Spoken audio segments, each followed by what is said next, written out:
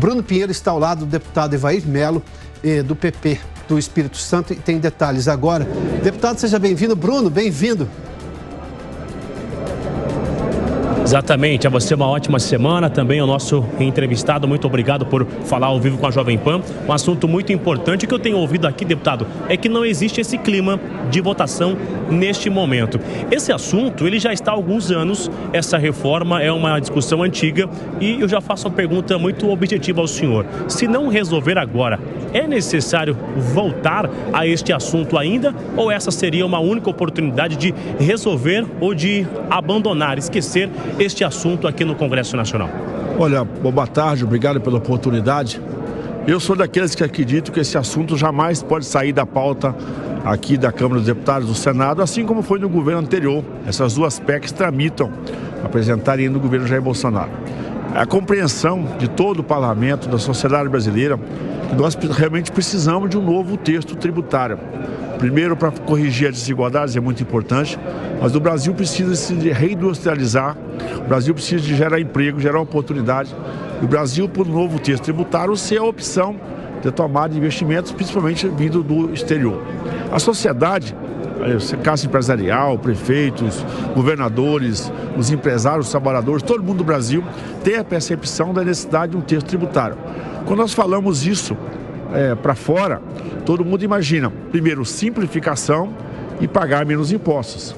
O crescimento da receita viria dessa simplificação, pagar menos impostos, nós íamos atrair investimentos e, naturalmente, com essa concepção, os entes federais iriam arrecadar mais e aí iriam fazer os seus investimentos. E aí que mora o problema, né? Essa simplificação, ela está vendo, na verdade, complicando o entendimento desse arcabouço do novo sistema tributário nacional. Problema do Pacto Federativo. Municípios perdem muito da sua autonomia, estados perdem muito da sua autonomia, e o governo central ele é centralizador. E, naturalmente, esse modelo que está posto, ele pode condenar estados e municípios daqui a bem pouco tempo a viver de mesada, a viver de um repasse, porque ele não tem capacidade de ter uma produção própria, de um ambiente fiscal próprio, para que ele possa atrair os seus investimentos. Isso também para privilegiar as boas gestões municipais, estaduais, seria todo mundo jogado num avalo comum. Além da questão federativa, nós temos a questão de segmentos também. O Brasil saber aonde que ele é competitivo, aonde ele precisa de avançar e, naturalmente, ele precisa de ampliar essa base. Portanto, aqui na casa o texto está sendo apresentado, não existe o texto final ainda, estive agora há pouco mesmo com o nosso relator. Tem um pedido do presidente Arthur Lira para essa tramitação. Agora, não tem um ambiente, porque prefeitos estão em dúvidas, governadores estão em dúvidas. Sim. E o governo federal também, nesse momento, e preciso dizer isso, não tem credibilidade para tocar essa pauta. Por quê? O ambiente fiscal, ele é muito ligado ao custo da máquina pública. Nós pegamos desde a PEC emergencial, ao arcabouço fiscal, que foi tirado da pauta, que hoje também, o governo só sinaliza para o aumento das despesas. Ou seja, quem quer gastar mais também tem uma ânsia arrecadatória ainda maior, o que tira muito a credibilidade do governo em conduzir essa pauta. Esse atual governo, pelas pautas que ele apresentou, ele mais atrapalha do que ajuda, uma vez que tudo que ele fala aqui aumenta despesas. Nós queríamos estar tramitando junto com isso, também não se fala e tem que ser tratado a reforma administrativa. Nós precisamos de tirar, né, o peso da máquina pública das costas do contribuinte brasileiro. Isso, naturalmente, afasta o investimento, atrasa o empreendedor e tem um custo gerencial de tudo isso. Portanto, longe de ter um consenso, a gente espera assim, nós não podemos ter pressa. Precisamos de um novo texto tributário, não o que está posto aí. E não é a pressa que vai resolver, é a calma, a cautela, a persistência e um debate muito aberto com os entes federados e principalmente com o setor produtivo e com os contribuintes, que é quem acaba pagando a conta. Rapidamente, antes de retornar ao estúdio, então com essas incertezas, o ambiente é que não entra essa votação hoje na agenda e com isso já consegue, é uma forma de conseguir também já ter uma ideia da força do governo aqui na Câmara, que não conseguiu essa articulação suficiente para conseguir essa agenda econômica ser autorizada, ser liberada e analisada, deputado? Olha, o que eu percebi... O Sim Piotr, diga lá. Tá, deputado, eu só vou incluir, seja bem-vindo, eu só vou incluir uma parte da pergunta nessa pergunta do Bruno também. Bruno, me permita. Quando o Bruno pergunta sobre, para entender exatamente a base do governo, se isso já dá uma ideia da força que o governo tem ou não dentro do Congresso Nacional, não é porque a proposta de reforma tributária é ruim, ou seja, se pede um esforço de governadores e municípios para abrir mão de receita, mas o governo federal não está querendo abrir mão de receita nenhuma. O senhor mesmo há pouco fez menção que lá atrás, no começo exatamente da sua resposta, o senhor diz o seguinte: olha, se a gente reduzir imposto, e a gente aprovou isso nesse país recentemente, a arrecadação cresce porque a economia cresce, mas o governo não quer acreditar nisso, ele quer garantir de qualquer jeito o mínimo que ele tem hoje para quem sabe melhorar depois, mas ele não quer abrir mão de nada. Não é esse tipo de relação de que vocês podem perder, mas eu não vou perder nunca e vou gastar mais, que gera digamos, essa relação ruim com o Congresso Nacional? Ô Piotr, se eu compreendi bem a sua questão, nesse momento, honestamente, o governo mais atrapalha do que ajuda. Ou seja, ele não tem credibilidade até para pedir um voto de confiança. As reformas que nós fizemos aqui na casa, eu trabalhei no governo Temer, no governo Bolsonaro, ou seja, o governo chamava para si a responsabilidade e tinha a confiança porque sabia que ele ia cumprir aquilo que tratou. O governo, nesse momento, além de ter um estímulo só para as despesas, só fala nisso. Você não vê o governo cortando da própria carne em nada. Ele quer centralizar nele a arrecadação. Isso acaba atrapalhando muito.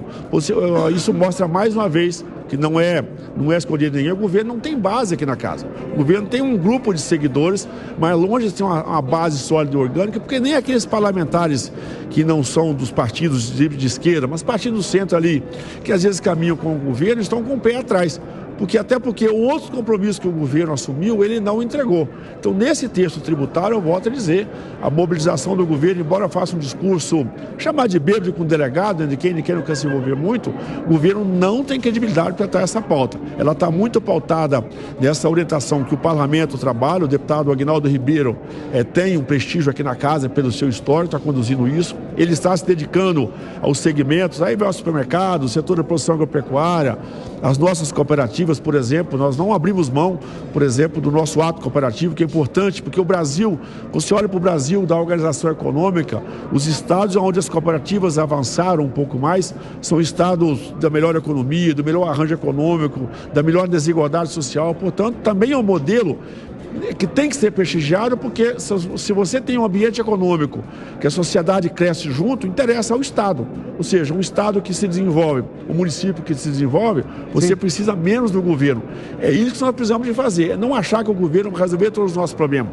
Nós precisamos de reindustrializar o país, atrair investimento, atrair novos negócios, fazer com que quem tem um investimento possa dobrar o seu investimento. E o sistema tributário é muito importante, ele tem que ser simples, objetivo e reduzir a carga tributária. Agora, para isso, é reduzir a despesa da máquina, tirar o Estado do cangote dos nossos empreendedores e dialogar com os nossos consumidores. Porque também, do outro lado, o governo tem que começar a entregar saúde, começar a entregar educação, porque não tem justificativa nenhuma. Eu pago o imposto para que o governo me entregue infraestrutura, saúde, educação e segurança, e ele não me entrega isso. Por que eu não quero pagar impostos e tributos? Porque o governo não entrega aquilo que prometeu. Então, o governo não tem credibilidade, a base está dissolvida aqui na casa, e, naturalmente, a complexidade do texto, nesse momento, ainda não dá condições para que possa ser apresentado em plenário. Adalberto Piotr. Muito obrigado, deputado Bruno. Obrigado pela gentileza. Trouxe o deputado Ivair de Mello aí, que deu um panorama muito claro da situação. O governo tem ideias ruins, e essas ideias ruins não conversam, obviamente, com os parlamentares, sobretudo os deputados, porque deputados têm uma ligação muito próxima com o cidadão, com os prefeitos das cidades brasileiras, com os governadores. E os governadores, sobretudo dos estados mais desenvolvidos do país, que são os que mais contribuem com impostos, ou seja, com a arrecadação de impostos, estão apontando uma série de problemas. Quer ver? Eu vou lembrar uma coisa muito rápida da reforma tributária. Lá atrás não andava por uma questão, entre várias, obviamente, mas uma era das mais principais. Das principais era justamente essa. Você vai cobrar o imposto na origem ou no destino? Ou seja, estados que eram produtores muito importantes, como, por exemplo, os estados do sul e do sudeste do país, e agora também do centro-oeste, queriam que cobrasse, que você recebesse o imposto, né, que você cobrasse no destino, não na origem, né? Porque a origem é produtora. Aí quem estava consumindo, não, cobra na origem, não cobra no destino. Isso já foi até que superado. O governo de São Paulo, por exemplo, que sempre se colocava contrário à reforma tributária, é a favor, mas apontou uma série de problemas. como a falta de autonomia. Eu vou arrecadar o imposto, eu vou colocar tudo isso dentro de Brasília, ou seja, mais Brasília na vida do Brasil, e esse órgão é que depois vai fazer a redistribuição. Não, não faz sentido. Os estados perdem autonomia. Daí volta aquela questão, o governador vai ter que ir lá com o pires na mão para pedir ao presidente que aquele dinheiro chegue no governo do estado. E presidente da República nessa hora não dá nada de graça, vai pedir algum favor. E o favor normalmente é político, não necessariamente republicano. Como é que funciona essa história? A República é federativa. Em 2023 é quase impossível que os governadores dos estados deixem passar essa oportunidade de terem a autonomia que está escrita na Constituição, que somos uma federação. Sem contar que, imagina só, você faria acordo, você votaria um projeto de reforma tributária aí com seus amigos se você estava disposto a perder, você está disposto a perder alguma coisa que você ganha hoje, porque você acha que vai ser melhor lá no futuro, só que o outro lado já não quer perder nada. Essa é a relação dos estados e municípios em relação ao governo federal. O governo federal não perde nada. Ele está tirando, por exemplo, do projeto, o imposto que é cobrado lá da indústria, que talvez mereça sim um imposto menor, até para se fazer o que o deputado Evaldo de Mello chamou de reindustrialização do país, isso é muito bom, mas estou tirando o imposto da indústria e estou colocando nos serviços, no comércio. Qual é o sentido disso? Na agropecuária. Qual é o sentido disso? Tira da indústria e mantém baixo também nos serviços. Você vai ganhar, ou seja, vai ganhar no total. Você vai ganhar porque você vai ter uma economia mais pujante. Mas o governo brasileiro não acredita que a economia vai crescer com a reforma tributária. Se ele acreditasse de fato, ele apostaria. Daí, obviamente, que os governadores agora começaram a tomar ciência do texto, que ninguém tinha ciência do texto, e está colocando essa questão de falar, não, peraí, se eu vou perder, todo mundo precisa se arriscar. O governo federal não está querendo se arriscar nesse modelo de reforma tributária. O que chama atenção. E para o governo, como o Zé Maria tem dito aqui, o Zé Maria Trindade, daqui a pouco ele vai participar do programa aqui também, o governo até outro dia estava acomodado, porque conseguiu lá um fura-teto gigantesco na virada do ano, na época da transição, e agora também esse arcabouço até o momento é um arcabouço gastador, é um arcabouço que permite ao governo gastar mais até do que arrecada. A menos que a Câmara volte a um modelo que ela aprovou lá, não com as exceções do Senado, que vai ser assunto daqui a pouco. O Cláudio Cajado, que foi exatamente o relator na Câmara, vai ser nosso entrevistado daqui a pouco lá em Brasília também.